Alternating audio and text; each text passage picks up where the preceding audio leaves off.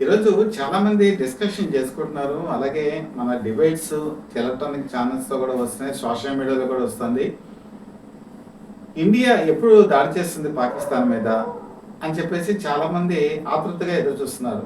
కొంతమంది ఏంటంటే దీనికి ఒక 24 గంటలో, 36 గంటలో ఉంటుందని పాకిస్తాన్ ఏదైతే చెప్పిందో అది కూడా చెప్తున్నారు. కానీ అందరూ గుర్తుంచుకోవాల్సిన అంశం ఏంటంటే నా వరకు ఎప్పుడు జరిగిన ఏ యుద్ధంలో కూడా భారతదేశం ముందుగా యుద్ధం అనేది ప్రకటించలేదు. వాళ్ళ మీదకెళ్ళలేదు. ఏ యుద్ధమైనా మీరు తీసుకోండి. ఇప్పటికీ మనకి 48లో ఒక యుద్ధం జరిగింది పాకిస్తాన్‌తో. తర్వాత 1962లో చైనా వార్ జరిగింది. 1965లో పాకిస్తాన్ యుద్ధం జరిగింది. 1971లో పాకిస్తాన్‌తో యుద్ధం జరిగింది. అలాగే 1999లో కార్గిల్ వార్ కూడా జరిగింది. ఇన్ని వార్స్ మనం చూసాం కదా! ఏ వార్‌లో కూడా మనం మొట్టమొదటిసారిగా వాళ్ళ మీదకెళ్ళి మనం దాడి చేసి మనం యుద్ధం ప్రకటించలా. మనం ఎప్పుడూ కూడా మన వరకు ఎవరైనా వస్తే తప్ప మనం యుద్ధం చెయ్యం. అదే పద్ధతి ఈసారి కూడా జరుగుతుందని చాలామంది పరిశీలకులు భావిస్తున్నారు. అసలు యుద్ధం అంటే ఏంటి? కేవలం న్యూక్లియర్ వార్స్ లేకపోతే వెపన్స్ ఇది వాడటమే యుద్ధం కాదు. మనం ఆల్రెడీ యుద్ధం డిక్లేర్ చేసేసాం. ఎలాగంటే ఇండస్ వాటర్ ట్రీటీ ఈ సింధు జలాలు ఏదైతే ఉందో వాటిని మనం ఆఫ్ చేసేసాం. అవసరమైతే అవసరం లేని చోట వరదలు సృష్టిస్తున్నాం.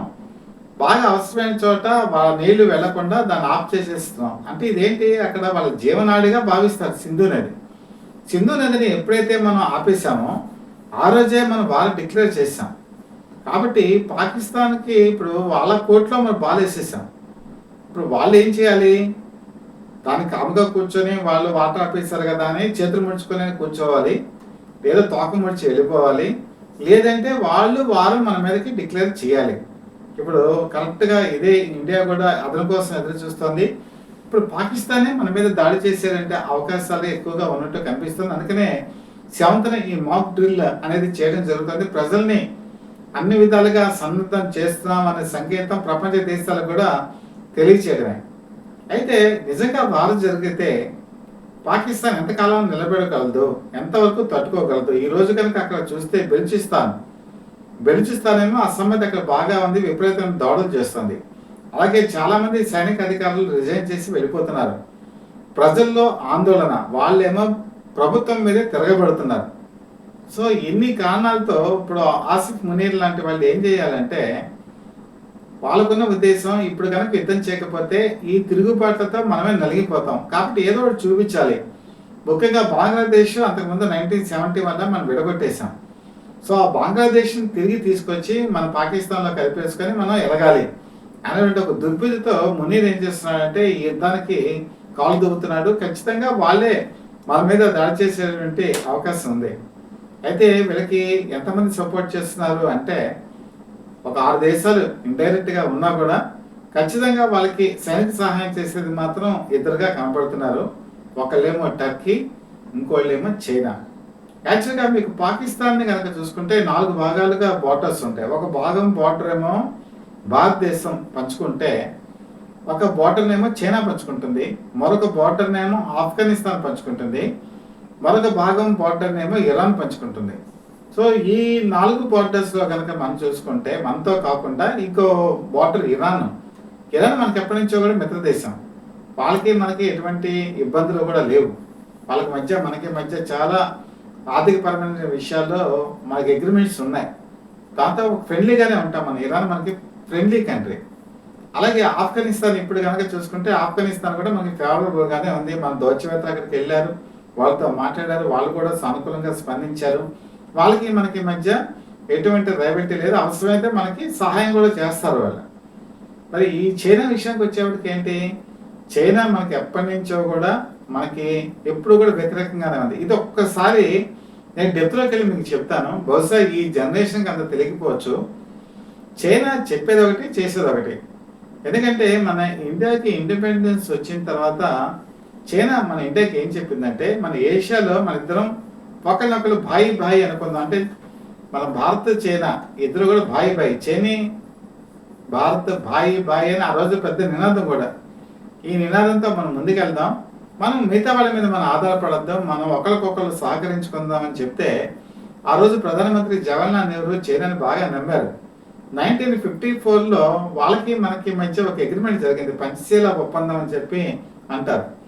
ఈ పంచశీల ఒప్పందం ఏంటంటే ఒకరినొకరు గౌరవించుకోవాలి, ఒకళ్ళ సార్వభౌమాధికారాన్ని ఒకళ్ళు కాపాడుకోవాలి, అలాగే సరిహద్దు వివాదాలు ఉండకూడదు, ఇలా పరస్పర అవగాహనతో ముందుకెళ్ళాలి. ఇది ఆ రోజు పంచశీల ఒప్పందంలో ఉన్నటువంటి ప్రధానమైన అంశం. 1954లో కనుక ఇది జరిగితే ఆ రోజు చైనాని జవహర్లాల్ నెహ్రూ చాలా బాగా నమ్మారు. వాళ్ళకి మధ్య అనేకమైన ఒప్పందాలు కూడా జరిగాయి, ట్రేడ్ దగ్గర సంబంధించి అన్ని విషయాల్లో కూడా. కానీ తర్వాత కాలంలో వాళ్ళు ఏం చేశారంటే 1951లో అంతకు ముందే టిబెట్ మీద వార్ ప్రకటించి దాన్ని స్వాధీనం చేసుకున్నారు. అది ఎలా ఉండేది? ఇండియాకి పాకిస్తాన్కి మధ్యలో టిబెట్ ఉండేది, ఇండియాకి చైనాకి మధ్య. ఈ టిబెట్ ఇండిపెండెంట్ కంట్రీ, కానీ వాళ్ళు వెళ్ళి ఏం చేశారంటే టిబెట్ని ఆక్యుపై చేసినప్పుడు ఆ సైనిక చర్యకి మనం ఏమి సపోర్ట్ చేయలా, న్యూట్రల్గా ఉండిపోయాం. ఆ తర్వాత చాలామంది ఈ టిబెటియన్స్ 1959లో ఆ చైనా మీద తిరుగుబాటు చేశారు. దలైలామా లాంటి వాళ్ళు మన ఇండియాకి వచ్చి మనం శరణార్థిగా వచ్చారు, మనం ఆశ్రయం కల్పించాం. అలాగే వేలాది మంది టిబెటియన్లు కూడా మనం ఆశ్రయం కల్పించాం. దాంతో చైనాకి దిమ్మ తిరిగింది, మన మీద కోపం నష్టాలకు ఎక్కింది. మేమేమో వాళ్ళని కనుక ఆక్యుపై చేస్తే వాళ్ళు వచ్చి మీరు శరణార్థుల కింద తీసుకుంటారని మనసులో ఒక ద్వేషం పెట్టుకుంది.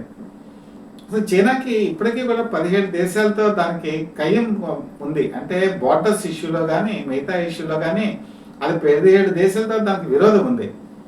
తైవాన్ ఉంది, తైవాన్తో కూడా దానికి పడదు, మన ఇండియాతోనూ పడదు. మనకేం అరుణాచల్ ప్రదేశ్ అందులో నాదే అంటుంది. హాక్సాచిన్ వివాదం ఆ రోజుల్లో కూడా ఉంది.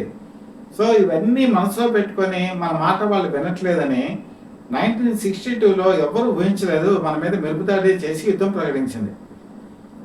జవహర్లాల్ నెహ్రూ ఇదే ఎప్పుడూ కూడా ఊహించలా, ఎందుకంటే అంతవరకు చాలా ఫ్రెండ్లీ కంట్రీ చైనా నమ్ముతూ వచ్చారు ఆయన. కానీ ఆ నమ్మకాన్ని బొమ్మ చేస్తూ ఒకసారి యుద్ధానికి దిగేటప్పటికీ మనం ప్రిపేర్డ్గా లేము. పైగా అది శీతల కాలం, బాగా వింటర్ సీజన్, మన వాళ్ళు ఆ చలికి తట్టుకోలేనటువంటి పరిస్థితుల్లో ఉన్నారు.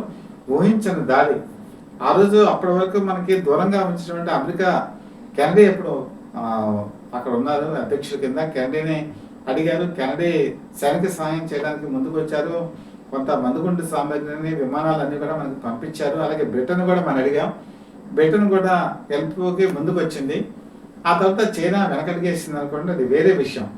అసలు చైనాతో మనం వాళ్ళని నమ్మి ఈ ఫారిన్ కంట్రీస్తో మనం సంబంధాలను ఎక్కువగా మెరుగుపరుచుకోవాలి. ఒక రష్యాతో తప్ప అమెరికాతో కానీ బ్రిటన్తో కానీ మిగతా వాళ్ళతో మన సంబంధాలు అప్పుడు పెద్దగా మెరుగుపడాల.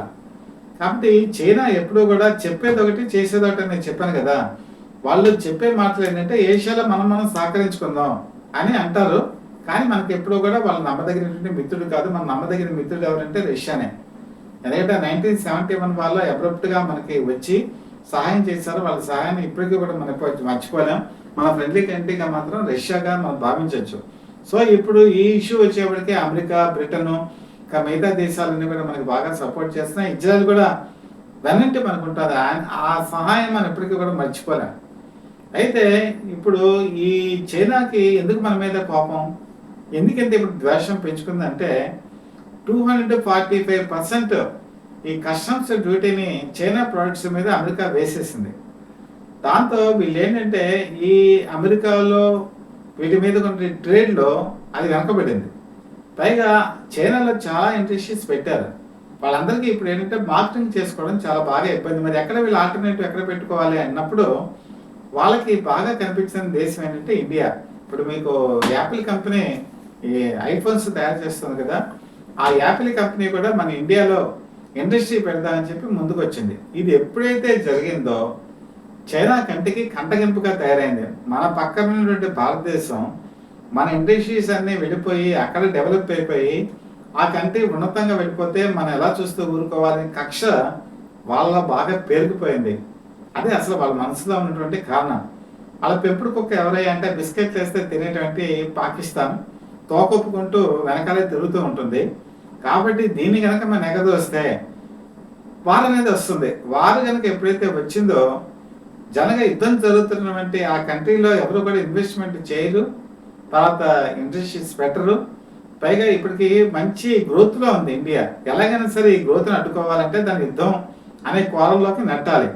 అందుకని ఏం చేశారంటే ఈ పాకిస్తాన్కి దాన్ని బాగా ఇచ్చేసి దాన్ని యుద్ధంలో దింపేలాగా చైనా చేసింది. ఇది కూడా వాస్తవం. ఈ విషయాలన్నీ కూడా మనం ఎప్పటికప్పుడు గమనిస్తూనే ఉన్నాం. ఓ పక్క వచ్చేటప్పటికి టర్కీ. టర్కీ ముస్లిం దేశం. కానీ మొన్న దానికి భూకంపం వచ్చినప్పుడు మనం ఉదారత్వంతో వెళ్ళి ఎంతో సహాయం చేశాం. కానీ ఆ సహాయాన్ని కూడా గుర్తుపెట్టుకోలేదు. వాళ్ళ యుద్ధ నౌకని తీసుకొచ్చి కరాచీలో పెట్టింది. ఇదేంటని అడిగితే దానికి రీఫిల్ చేయడానికి మేము పెట్టామని చెప్పింది. అసలు పాకిస్తాన్ దగ్గరే ఆయిల్ లేదు, పెట్రోల్ లేవు, డీజిల్ నిలవలేవు. మనం అంతా కూడా అరేబియన్ సీలో మనం నేవల్ దిగ్బంధనం చేసేసాం. ఎక్కడో వాళ్ళకి పెట్రోల్ కానీ డీజిల్ కానీ రావట్లేదు. మరి అలాంటి చోట్ల వచ్చి ఇక్కడ ఫ్యూయల్ని రీఫిల్లింగ్ చేసుకుంటుందంటే ఎవడైనా నమ్ముతాడా? మరో పక్కన పాకిస్తాన్ ఉంటుంది, మా ఇద్దరి మధ్య మంచి సహాయ సంబంధం ఉంది, అది స్నేహపూర్వక విజిట్ చేసిందని వీళ్ళు చెప్తారు. అంటే ఇద్దరు కూడా చివరి పూలు పెట్టడానికి ప్రయత్నం చేస్తున్నారు. అయితే ఇక్కడ ప్రధానమైన ప్రాబ్లం ఏంటంటే అమెరికా లాంటి వాళ్ళు లేకపోతే ఈ టర్కీ లాంటి వాళ్ళు నాటో దేశాల్లో సభ్యులు వీళ్ళ మీద ఎవరు కూడా ముందు కనుక యుద్ధం కనుక చేస్తే నాటో అంతా వచ్చి కదులుతుంది. సో ఈ టర్కీకి మనం దాడి చేయడానికి ఇది ఒక మెయిన్ అవరోధం. పైగా టర్కీ పంపించినటువంటి వార్షిప్ దీనికి అనేక రకాలైన ఫెసిలిటీస్ ఉన్నాయి. హెలికాప్టర్స్ని ల్యాండ్ చేసుకోవచ్చు దీని మీద, అలాగే మిసైల్స్ని పెట్టచ్చు, అలాగే ఫైట్ ఉండేటువంటి ప్లేన్స్ని ఇందులో అడాప్ట్ చేసుకోవచ్చు, టార్పిడోలు ఉన్నాయి. ముఖ్యంగా దీనికి ఉన్న ప్రత్యేకత ఏంటంటే సబ్మెరీన్ని డిస్ట్రాయ్ చేయగలదు. మరి అలాంటి వ్యవస్థ పాకిస్తాన్లో ఉంటే వార్షిప్స్ అంతగా లేవు. కాబట్టి అది ఏం చేస్తుందంటే ఈ వార్షిప్ని పెట్టుకొని వెరవెగుతోంది. మరోపక్క చైనా కనుక చూసుకుంటే అనేక మిసైల్స్ ఇస్తుంది, జెట్ ఫైటర్స్ ఇస్తుంది, వెనకాల ఫండింగ్ ఇస్తుంది. అవసరమైతే కొంతమంది ఆర్మీని కూడా కొన్ని చోట్ల డిప్లాయ్ చేశారు. అలాగే శాటిలైట్ సమాచారాన్ని కూడా వీళ్ళు అందజేస్తున్నారు. మన ఇండియన్ ఆర్మీ ఎక్కడెక్కడ పెట్టారు, ఎంతవరకు పెట్టారు, ఇలాంటి ఛాయాచిత్రాలను తీసి వీటిని ఏం చేస్తారంటే అక్కడ తీసుకెళ్ళి వాళ్ళకి చూపిస్తున్నారు. వాళ్ళు దాంతో వాళ్ళకి ఇప్పుడు పిచ్చివాడి చేతిలో రాయి ఎలా ఉంటుంది, అది ఎలా విసురుతాడో తెలియదు. ఇప్పుడు వాళ్ళు ఏం చేస్తున్నారంటే మా దగ్గర న్యూక్లియర్ వెపన్స్ ఉన్నాయి అని చెప్పేసి మాటికి చెప్పడానికి గల కారణం ఏంటంటే యుద్ధం వాళ్ళే మొదలు పెడతారు. అందులో నో డౌట్ చాలా మంది పరిస్థితులు కూడా అదే భావిస్తున్నారు. యుద్ధం కనుక చేస్తే 4 రోజుల నుంచి వాళ్ళు చేయలేదన్న విషయం వాళ్ళకి తెలుసు. ఈ లోపల న్యూక్లియర్ బూచిని చూపించి ప్రపంచ దేశాలు ఎంతో కొంత వాళ్ళకి డబ్బు సహాయం చేస్తాయను, లేకపోతే మళ్ళీ సింధు జలాల ఒప్పందాన్ని తిరిగి చెయ్యాలను, ఇలాంటివేవో వాళ్ళ మనసులో ఉన్నాయి. కాబట్టి అనవసరమైన కయ్యానికి కాలు దూకుతున్నారు. మన భారత ప్రభుత్వం చాలా ఆచితూ చలుగులేస్తుంది. సమరానికి మనం కూడా సిద్ధంగానే ఉన్నాం. అది ఎప్పుడు ప్రారంభమవుతుంది? గంటల్లో ప్రారంభమవుతుందా, రోజుల్లో ప్రారంభమవుతుందా, ఇది ఎవరో చెప్పలేకపోతున్నారు. కానీ ఇవేను చాలామంది డిఫెన్స్కి సంబంధించిన వాళ్ళు కూడా యుద్ధం అయితే వచ్చే అవకాశాలు ఎక్కువగా ఉందని చెప్పి భావిస్తున్నారు. కాబట్టి ఒకటి గుర్తుపెట్టుకోవాలి, మనం అనేక యుద్ధాల్లో మనం గెలిచి ఉన్నాం. మనం ఈసారి వాళ్ళందరికీ కూడా బుద్ధి చెప్పడానికి రెడీగా ఉన్నాం. చైనా అసలు వైఖరి ఈరోజు మనకి తెలిసిపోయింది. అది పక్కన ఉండి అది ఎలాంటి విషపూరితమైన ఆలోచన చేస్తుందో, పాకిస్తాన్ ఎలాంటిదో, పాకిస్తాన్ టెర్రరిస్ట్ని ఎలా ప్రోత్సహిస్తుందో, టర్కీ మనస్తత్వం అంటే ఈరోజు అందరికీ తేటతెల్లమైంది. ఇరాన్ మరి ఇలాంటి వాళ్ళైతే మనకి ఫ్రెండ్లీగానే ఉన్నారు. కాబట్టి రాబోయే కాలం మాత్రం చాలా ఉత్కంఠభరితంగా ఉండబోతుంది. పాకిస్తాన్ పీచ మనచడానికి ఆర్మీ కూడా రెడీగా ఉంది. అనేక సార్లు దెబ్బలు తిని బుద్ధి రానిటువంటి పాకిస్తాన్కి ఈరోజు నిజమైన బుద్ధి, భారతం గుణపాఠం చెప్పేటువంటి రోజు కూడా ఆసనమైందని చెప్పి అందరూ కూడా భావిస్తున్నారు. అదే జరగాలని కూడా మనం కోరుకుందాం. కాబట్టి మీరు మా ఛానల్ని సపోర్ట్ చేసి ముందుకు తీసుకెళ్ళాలని మనస్ఫూర్తిగా కోరుకుంటూ మీ డివిఎస్ఎస్ కృష్ణప్రసాద్.